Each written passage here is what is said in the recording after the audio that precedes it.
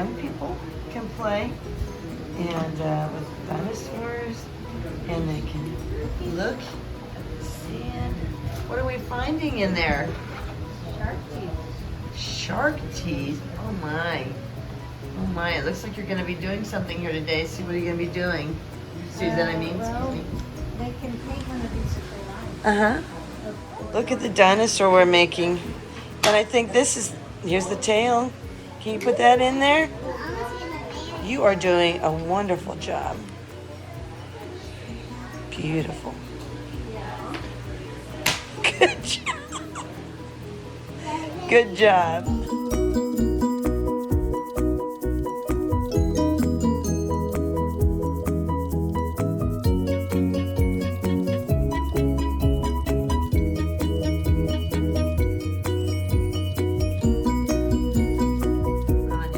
Go ahead, where are we at? Natural History Museum. Okay. As opposed to history. Mm-hmm.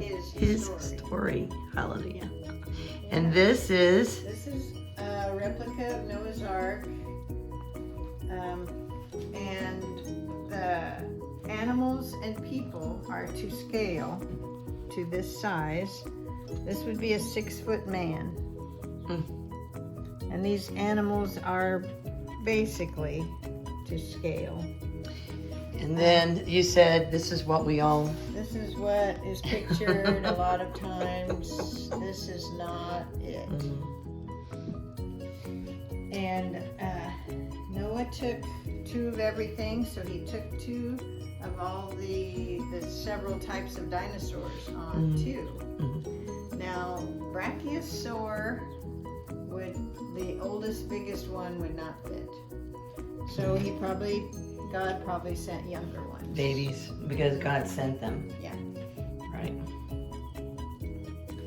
Because there are reports of them being around in the years after. For all the animals, they only took the kinds, like they would have taken the horse kind, 2 of the horse kind, 2 of the elephant kind. You know, then later after they got off of the ark and spread out in different areas, they, different characteristics came out, through God had put in them variation. Right. Nothing ever changed from one kind to another, but the variations happened as they spread out into different areas. And then God sent more of the clean animals, correct? Right. What, 4, and of the unclean 2. Is that right? I think 7.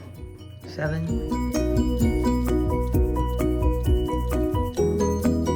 We have access to a ranch up northwest of here. And so these are things we found there. Wow. And a lot of them show rapid burial. Like, they talk about fossils taking millions of years to form.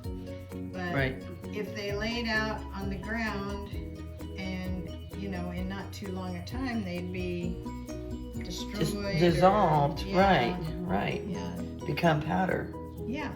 So to make fossils, they have to be buried quickly and with heat and pressure and minerals in the water to make them turn to stone. And there's shark teeth, I see. So we had fish in this. In that area up there. Oh, the door's gonna slam. Oh, that's interesting. In that area, there's mostly just marine fossils.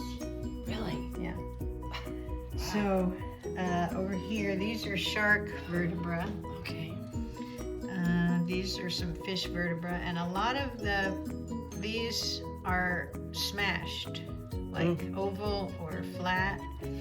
And Stan points out that they're squished, not broken. So they had to have had up to 6 feet of sediment on top of them when they were still bone to squish them.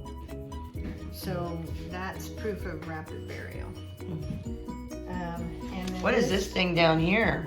That's buffalo bones. Okay, Mom, you want So to? let We me, can continue what you're saying. yeah, and I can let him hear, but these here things are fish coprolite, which is fish poop. Okay. So it had to be covered over Yeah. real quick. Really quick, or it would dissolve. I mean, it's now stone. right? Yeah. My dog, like the backyard, that dissolves quickly if there's a lot of just heat or a lot of water. It will dissolve on its own. Not that, we usually pick it up, but if for some reason we don't, I've seen it, dissolve. You didn't want to do that part, the fish excrement. Okay, this is at Hayes, Kansas. They claim it's the most photographed fossil in the world. And it's got a 6-foot Gillicus fish inside. Now, The fish inside is 6 feet. Yeah, that's about 13 feet there. If you come out and have enough time, we'll go to Hayes and go through that one. Anyway, look also, I think that, the fins. See, the fins are up. That means it was probably buried alive. Okay. And a fish, it dies, it floats to the surface because of the gases, and then it'll sink to the bottom. Oh. Okay, but then they say it takes thousands of years for the layers to build up. There would be no fossils, period, if what they're saying is true. And then the other thing with this one shows that it had to have been buried very quickly and fossilized, because otherwise the acids in the stomach of that fish should have dissolved all the bones in its stomach. Right. And it didn't. They're still there. So Amazing. that's a couple things there. Then there is shark vertebra that we found Yes. right there. Right. And we took it to Carl Ball's lab in Glenrose. He asked us to bring some stuff from the ranch, and they found collagen. Not much, but a little bit, the original tissue in those shark vertebrae. And then in this fish here, the head was underneath. We thought maybe that was a head. It was maybe a pterodactyl, but it ended up being the same fish as the one that has the fish in it, Xiphactinus. But the thing is, and this went in Acts and Facts, that if surface plants had their roots, just engulfed around the fossil. Well, that's because it was still getting nutrients out of it. And if it being 80 million years old, it's, those nutrients should have been gone or turned to stone. And yet they're still there. Like this buffalo down here, it had all kinds of roots wrapping around the bones because it's still bone. Probably died in the 1800s. Then we've got these iron concretions here, and an iron concretion is formed when something that's been living, and we'll say most of these are probably fish or clams. Yeah, everything here. Okay. And like this one, it has a clamshell on it, and then this is iron pyrite. Let me see the clamshell side again. There we go.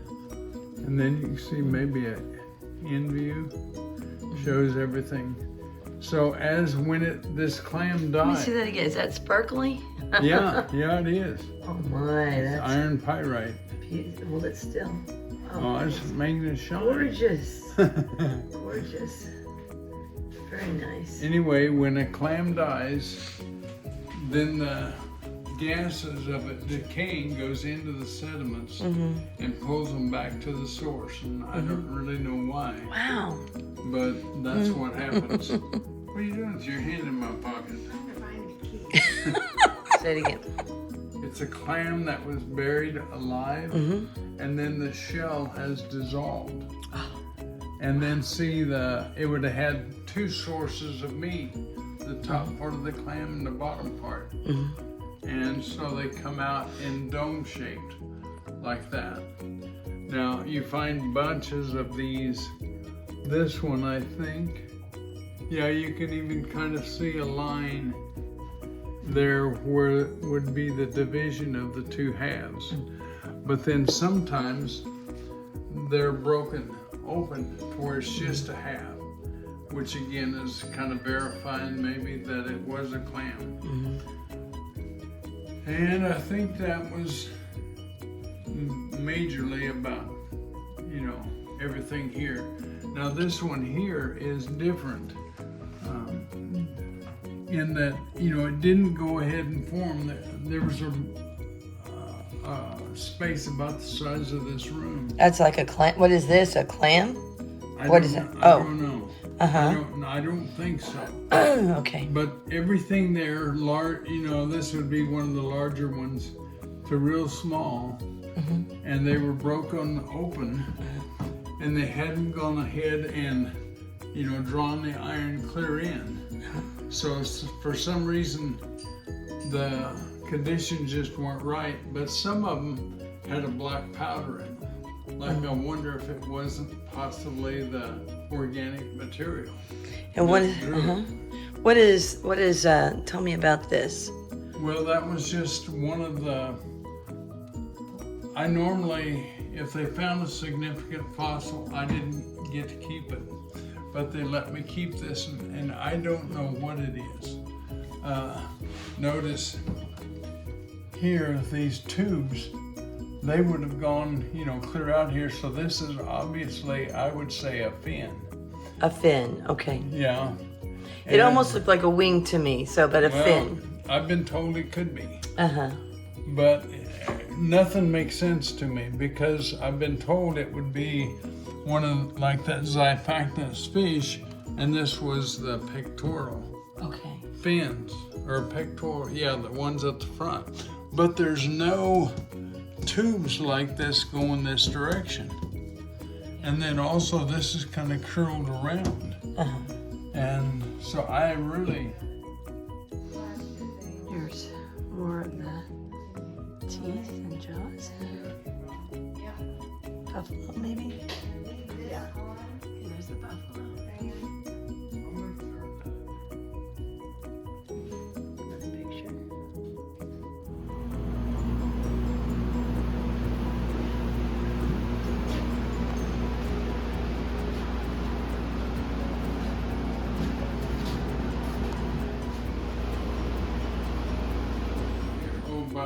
By getting there, this is a replica of a mass burial of trilobites, which would indicate and fit with the flood, because this is a real trilobite here, these. And this one, they just look scary. But their eyes are very well developed, and yet they're clear at the bottom of the geologic column. So, you know, from simple to complex, we already got all those little crystals that formed the eye, had to some way, you know, put it all together. And these are some replicas. Yeah, and the thing about this, I think it was in Death Valley, we got that picture, but you notice they couldn't figure out. They would see trilobite tracks, and then they stopped. And then they'd see more trilobite tracks, no trilobites. Tracks. So they went ahead, which this is trilobite tracks up here, originals. Probably smaller than what this one is. But anyway, they got to looking, and they saw where the trilobite would be crawling along, and a layer of mud came over them. So they would crawl up through that layer and start crawling again. And then another layer came in. They crawled up through that layer and started crawling again. Another layer came in, and they just finally were exhausted and died. So it shows that at least 3 or 4 layers came very quickly, which would fit with the biblical flood. Oh, that's amazing.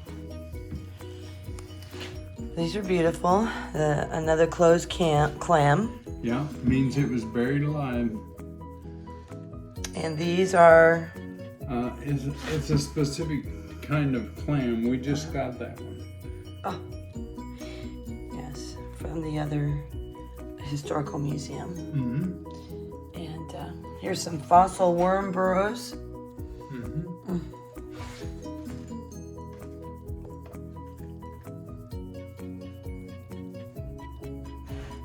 It's just amazing. It's talking basically about similarly to trying to survive. Mm-hmm. Yeah, and by the way, a worm, when it crawls through the soil, it secretes like probably a lubricant to help them get through. And some of that, which these worms, many of them, at least the ones that are found clear at the bottom layer, is still original tissue. How can that be 600 million years old? Doesn't make sense. Ammonite, which, by the way, That's an ammonite.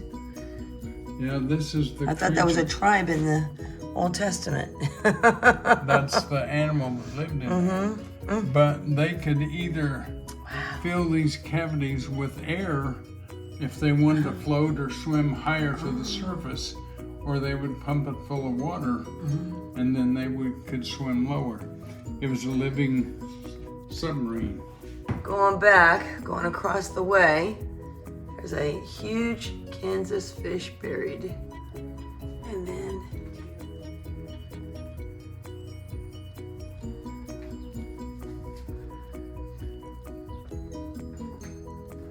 I would get the light out of the way. Okay. And these are, I think it's from Green River Formation, but it just shows rapid burial because all those are little fish. And we'll probably go through and, kind of darken so they're more visible. Oh, that's But then you can even see, there's layers of it, and fish are in every one of those layers. You can see it there, you kind of see the dark brown. This is a regular secular picture of the geologic column and what life forms they believe lived throughout that column, starting about 600 million years ago, going up to the present. And then humans, according to them, wouldn't have evolved until the very top of that line. However, he's riding on a wolf. Okay.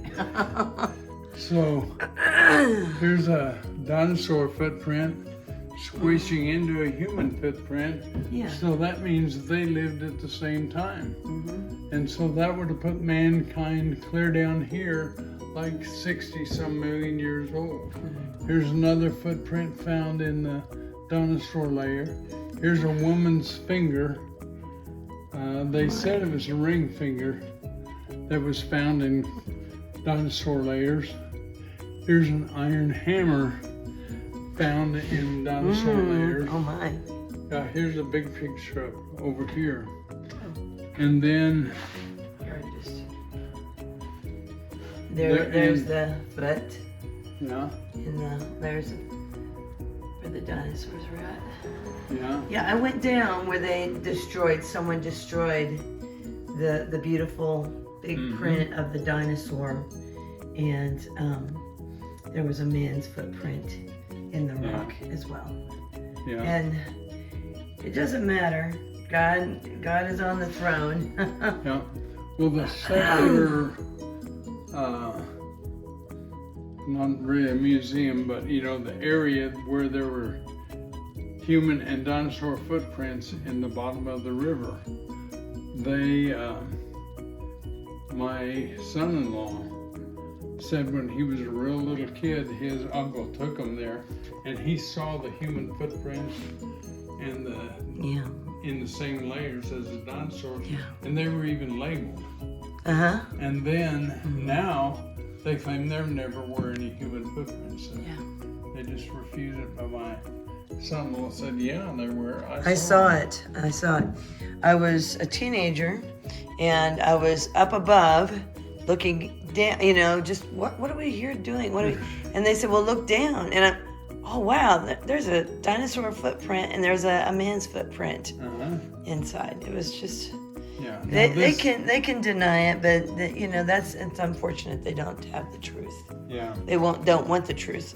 Now this is southwest New Mexico, and we took, our Montana grandkids to that, and it's so prolific with these. Will it be similar to that other sheep? Mm-hmm. And notice the fins are up on this fish, and most of the little ones, the fins are up, which means they were buried alive. Yeah. Right. Let me take your card here. Sure. Get pictures of it.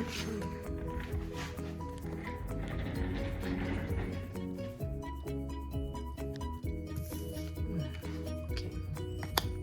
I'll just keep that. Yeah.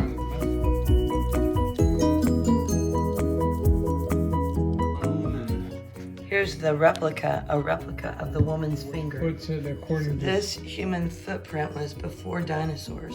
Yeah, and how layer before dinosaurs. It was in the layer, okay. Yeah. Amazing. Is dinosaur trackway in the very tip of the Oklahoma Panhandle. And I got to help the man that passed away make the original mold that we made this from. Inca stones? Well, I see Ica, I think is a town there. But what we point out is notice the round pattern on the bottom part of the body. Yeah. And then the upper part, there's no circle pattern. Then you follow the neck around, and he's got a hold of a human with blood coming out. So if they didn't, some guy didn't get bit by one, a dinosaur, why did they carve it on the stone? Mm-hmm. And many of these stones are in graves dating from 500 BC to 1500 AD. And every one of these stones... This one looks like he loved the dinosaur. I don't know. It looks like he's holding the dinosaur there. Maybe I'm wrong. Well... That one back there? Kind of looked like he was... I never... Maybe some of them were gentle. I don't know. Well, see, this one the man has a spear trying to poke him. Well, and that's why, the dinosaurs probably, were extinct. Because they were a nuisance, They're big and they'd mess up their gardens and trample through their yards or their homes. There's skin. Yeah. This is from South America also, of a duck-billed dinosaur.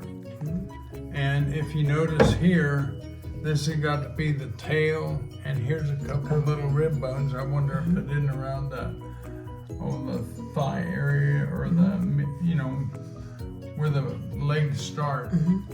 And notice there's no circle pattern in this fossilized skin. And yet, you look back here, and there's a circle pattern. So to us, it was just further evidence that, hey, these people they carved those circles in there because they saw them, they lived with them. Yeah. Now, this is a brow tine, which would be one of these of a triceratops. And in the same pasture that the original was found, there was a 48-inch one, only about 14 inches deep, and part of it was sticking out of a, ledge, and it had tissue up in that horn. And then this is a Styracosaurus, and there's reports of those being on the savanna in Africa that has Really? 6 horns and 1 on its nose. Really? Oh, Yeah.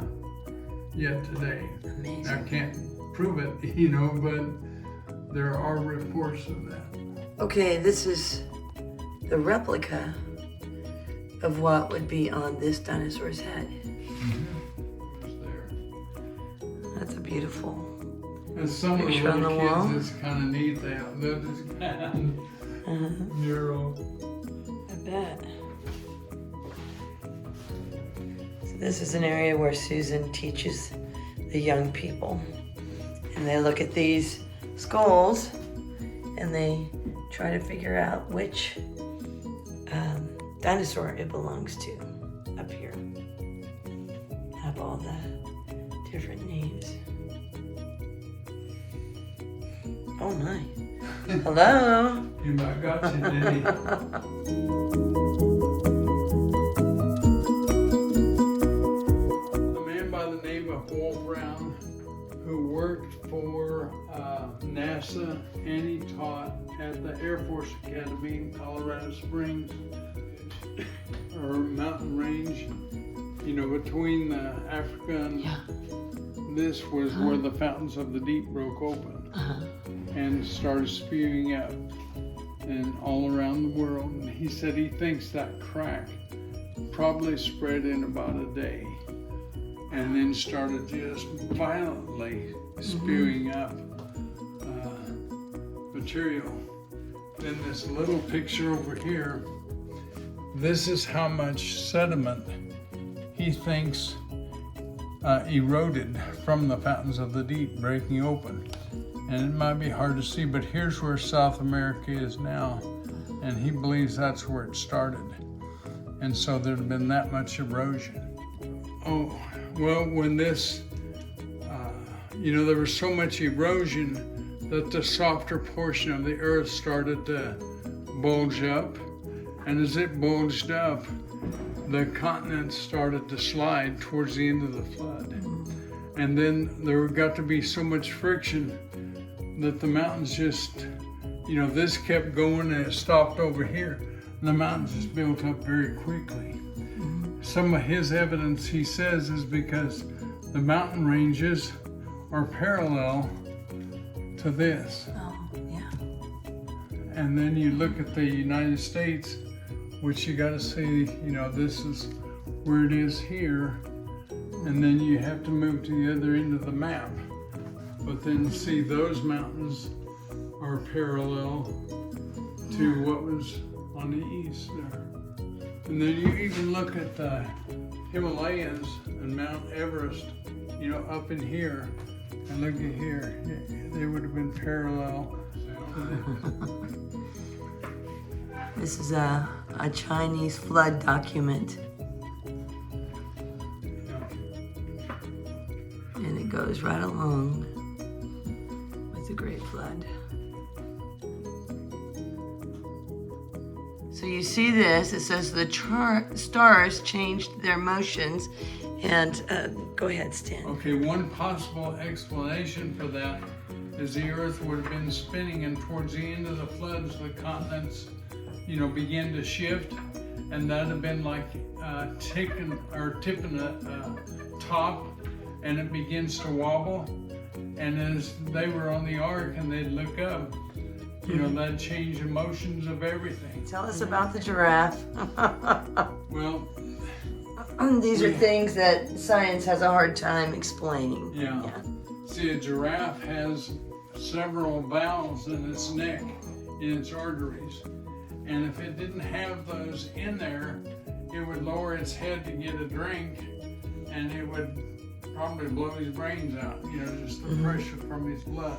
Another thing is it has a kind of a sponge-like organ behind its brain, Really? which provides, you know, like a flow of oxygen. Like if those valves weren't there and he raised his head quick because the lion was about to get him, he'd faint and die, and there'd be no giraffe.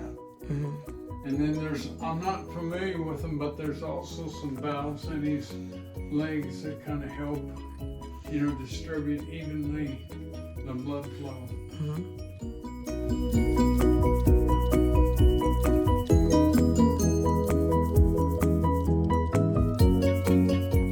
Okay, then the monarch butterflies, they winter south of Mexico City, and then in the spring they start flying north into Texas, and they lay their eggs on the milkweed bloom. And then I don't know how long that larva or whatever they call that lives, but the adult only lives 2 to 4 weeks. And then it keeps, the adult then flies further north laying its eggs. And then it goes, well, it keeps doing that. Clear up, some of them make it clear to Canada. And see, it's like the 4th or 5th generation. And for some reason, that last generation, it shuts off the reproductive cycle. And that one, instead of living 2 to 4 weeks, it lives 9 months. And so that last generation. This is a modern alligator. Go ahead, dear. It's an actual alligator that they, somehow They wrestled down and had a heart attack. hardened it. Yeah. And then this is a fossil alligator, it's called. And they look pretty much exactly the same, but they've given them different genus and species names because this is a dinosaur era fossil and this is modern. They look the same. So they assume they're different, but they look the same. So how can they say, that it was different?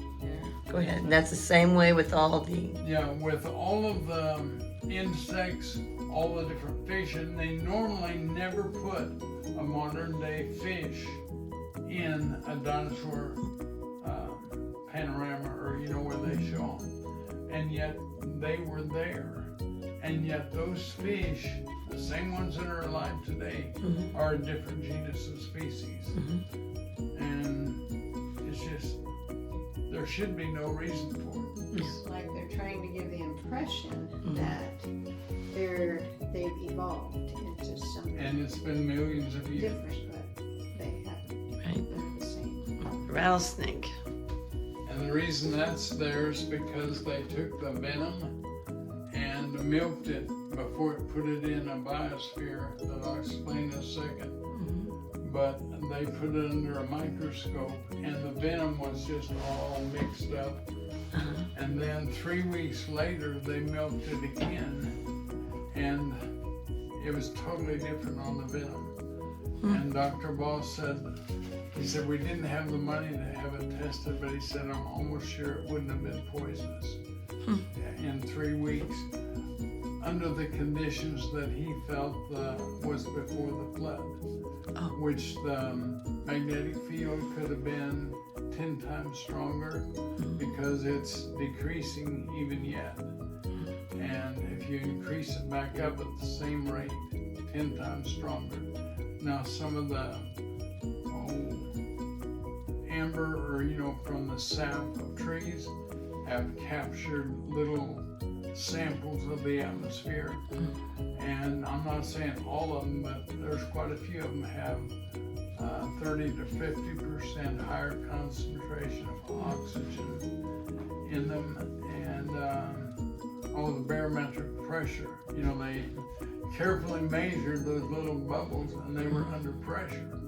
So with those conditions, higher barometric pressure, more oxygen percentage, and the magnetic field, it appears to have caused that venom to not be poisonous. And then also behind you is the actual size of a dragonfly. That was in the fossil record. But if those conditions were present, About 3 foot or 4 feet by 3 feet, you think, or? The frame was maybe 4 feet. Wow. No, maybe just 3. Probably about 3 feet, but The actual size. insects breathe through their skin. So with 30-inch wingspan, it says. Okay. Almost 2 feet. So insects would have grown larger because of the more oxygen in the air. Oh, When people ask you why did God create poisonous snakes and poisonous spiders and scorpions and things, they probably were not poisonous when God created them because of the atmosphere was so much better. And the poisonous part would have come in later after man sinned, and probably after the flood the atmosphere changed quite a bit. I see.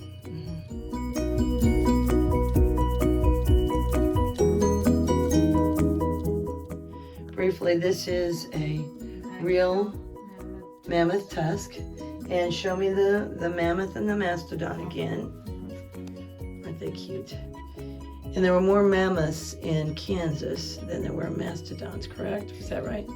They find more It evidence. appears that way. Yeah. And that they have found. And you can see up here, the pink are the mammoths, the green are the mastodons, and there are evidence of humans that were there at the same time because of tools that they found with the mammoths and the mastodons. So, and what this was cute. See this right here? It belonged to this funny looking guy right here, which was the size of a VW Bug. Isn't that cool, Volkswagen? It's called a, what's he called? Glyptodon. Glyptodon. Glyptodon. Kind of like a giant Yeah. armadillo. Yeah. Yeah. And what's this? Is that a Saber-toothed saber-toothed tiger? That's a replica of one that they found in the tar pits in California. Very nice. Very. This is the gentleman that you dug with, correct? Right. And he had his own museum until he passed away, or he retired. He passed That's the away. way. Okay. He would never have retired. No, he would. And here is a day of digging. They found a mammoth tusk in Roselle, Kansas. And Stan got to go for the day. A lower jaw of a what? Phytosaur, which is crocodile type. I think I saw one of the little, little guys in the other room.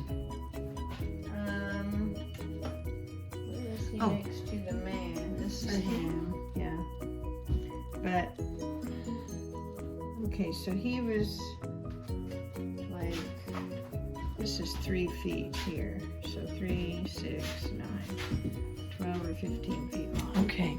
He was big. Oh, here he is. And what's Next to a the I noticed different colors. Okay, the in the original teeth are Black. the black ones. Okay.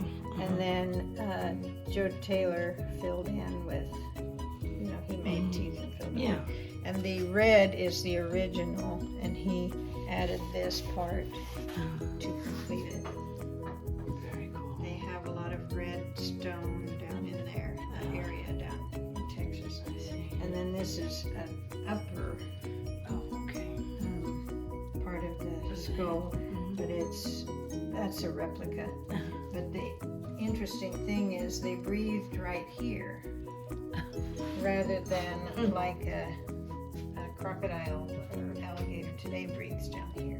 Oh, okay. Down there. Okay. But he's breathing up here. So how, if they're related to crocodiles, I don't know. But somehow they got different nostrils. This is red beds. Oh, this is what you're talking about, the red Yeah. beds. Where they found it. Giant crocs. Okay. Here's some more fish, Yeah, those are proving that they were buried quickly. those candles. Do you know those? Those are fish from the Green River Formation. in Wyoming.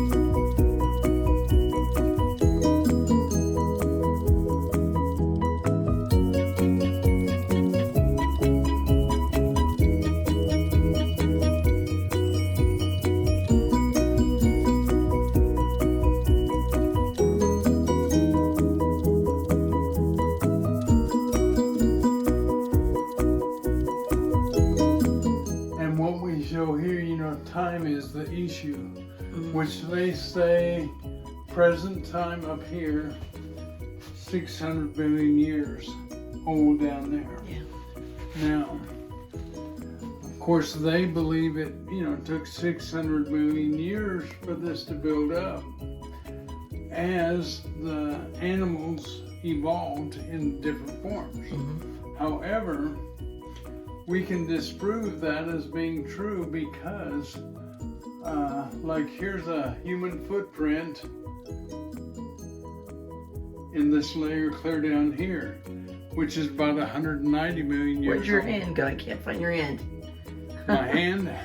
I'm looking. There it is. Okay. Okay. So they found that down there. Okay. Yeah, and in this same layer, they found, and Dr. Simmons has talked to the man that found them, they found bird tracks, bear tracks, and human tracks. Okay. And this would be one of the human tracks.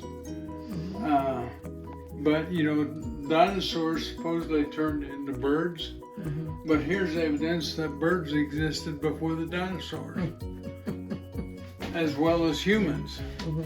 And then you go to, this is the bird tracks, bear tracks, and Right. human track.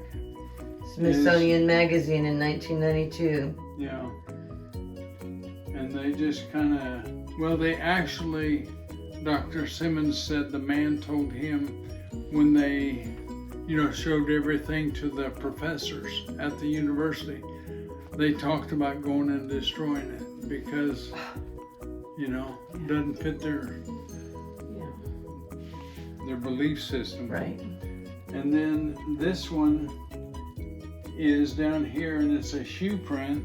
Susan and I've been there and seen the original, and there's lacing, of leather clear up to the toe, and it's squishing a trilobite. And that is clear down, 550 million years old. So that puts man existing, according to them, 550 million years old, and they say he didn't evolve until clear up here. Yeah. However, We know on the seventh day, the sixth day, God created man in his own image. So see, we should find evidence of man throughout the geologic column if evolution is not true. And what do we find? Evidence of man clear throughout the column. Now, the other thing we can look at is actually the layers themselves.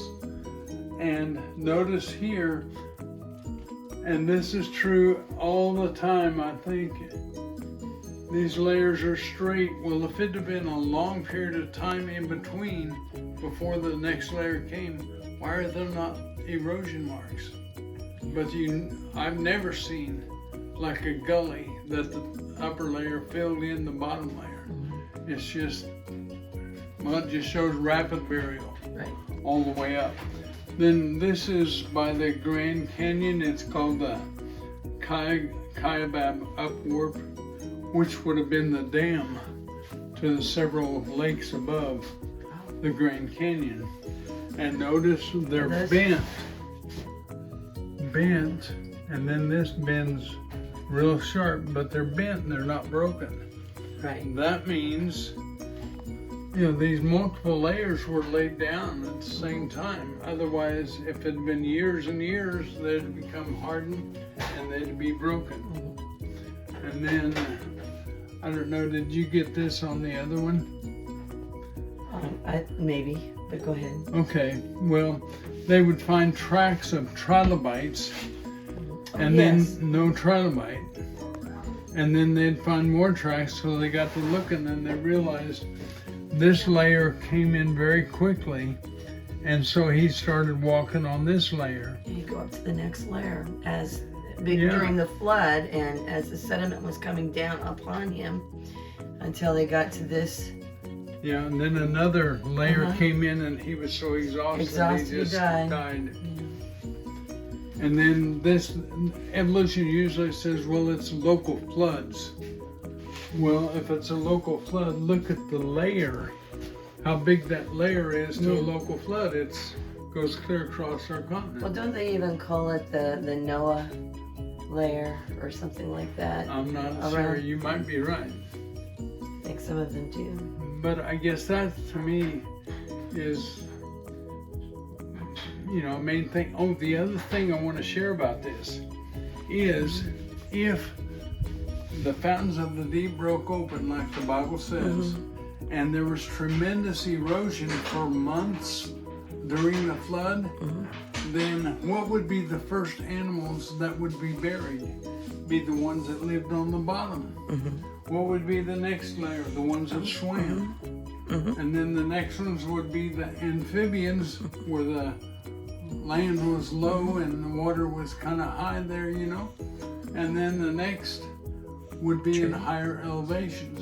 And it's very possible that the mammoths and the dinosaurs lived in different habitat, to where so in other words, all these layers, and this is evidence for it, but all these layers could have been formed during Noah's flood, because evolution doesn't think of massive sediments for a year or for months of that flood year. So I don't know, it's just... This is saying the same. This is from Ken Ham. Burial during the year of the flood.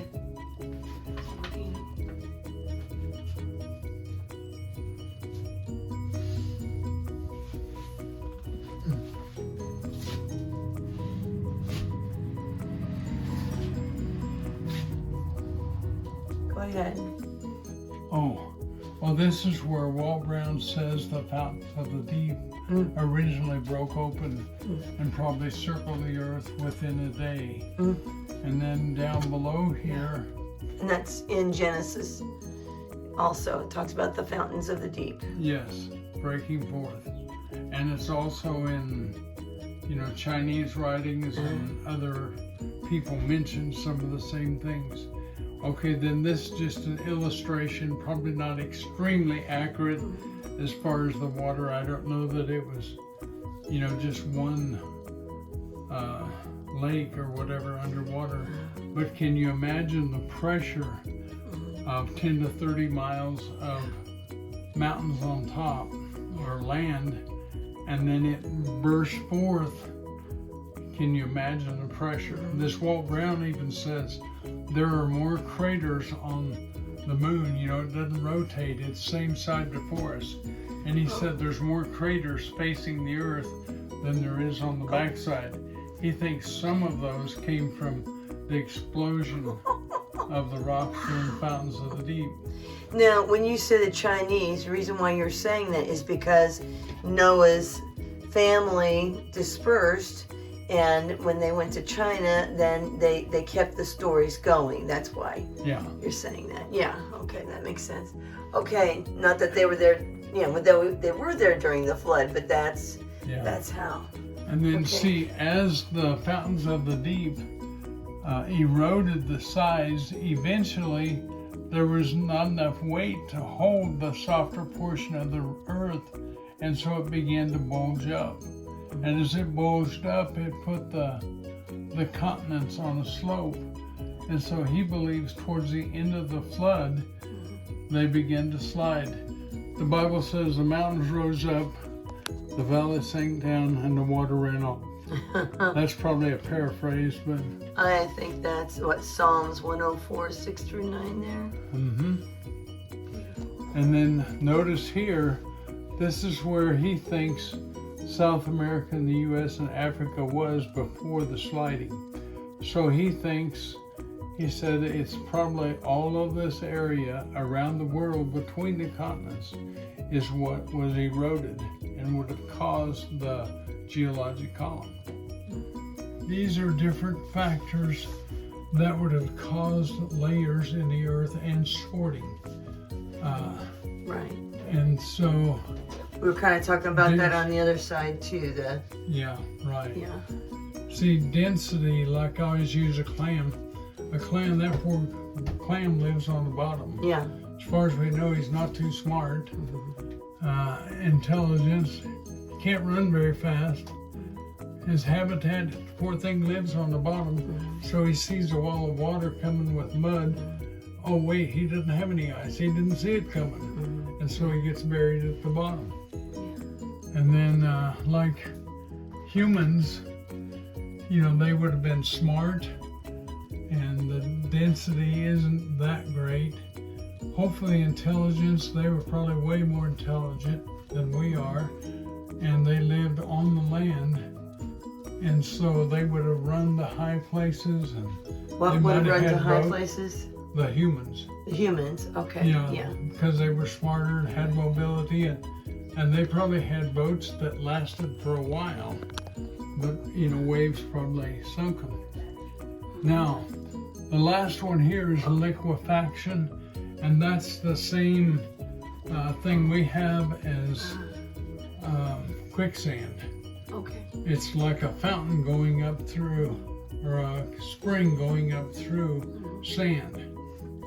Now, Walt Brown says if there was, once the earth got covered, there was no landmass to stop this tide. And so there would have been he says, a 200-foot bulge circle the earth twice a day, you know, following the moon is what would be the source. Now, if you have 200 feet, and I pictured a coffee can, gallon coffee can would be 1 gallon of water. And when you had, that'd be about 1,700 pounds of pressure of water when it's high tide here, going down into those soft sediments that have just been laid down from the fountains of the deep. And then as the moon goes by, that water has to get out. Anybody that's walked on a beach, you know, on the edge, you're on top of the sand, the wave can come in, you're okay. When the wave goes out, you sink down just a little bit. That's liquefaction. So that had been going on, you know, basically twice a day for the duration of the flood, once it was covered. And then what that does, this is an illustration of here's the 1,700 pounds of pressure going into the sediments, and then it goes by, so it has to go out. And so that there's a sorting takes place in here, you know, according to the size of the particles and density. Also, animals are sorted similarly, you know, the denser ones. And so that's another reason there's a general order of sorting in the geologic column. And then here, well, this goes to what I was just saying. This is an experiment that was done, and they buried a bird, a mammal, a reptile, and an amphibian in mud and started liquefaction. And then after they did that for a while, guess what order it came out? Amphibian, reptile, mammal, bird. Okay, what order does evolution say they evolved? Amphibian, reptile, mammal, and then bird is along and through there. So that's just some other explanations for why the sorting and the animals being sorted too in the geologic column that has nothing to do with evolution. And where was this at? Utica? Yeah, Kansas. north of Utica a little bit, Okay. which is in the Niobrara Chalk, by the way. Okay, well here's some beautiful, what are these? These are some quartz and various beautiful, I don't want to call them, what are they, minerals or you know, azurite? Minerals and crystals. I think. Okay.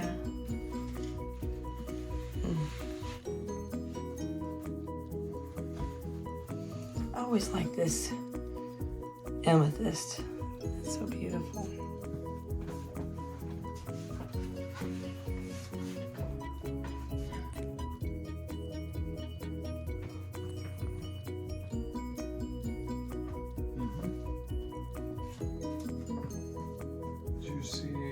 Shirley. No, Here's petrified wood. it takes heat, pressure, and minerals in the water to change to stone. And depending on what minerals are in the, soupy water and sediments, makes the colors, the different colors. But they're turned to stone, they're very heavy. And so Beautiful. the flood is the perfect conditions again to form petrified. Yeah. Here's some pretty things over here.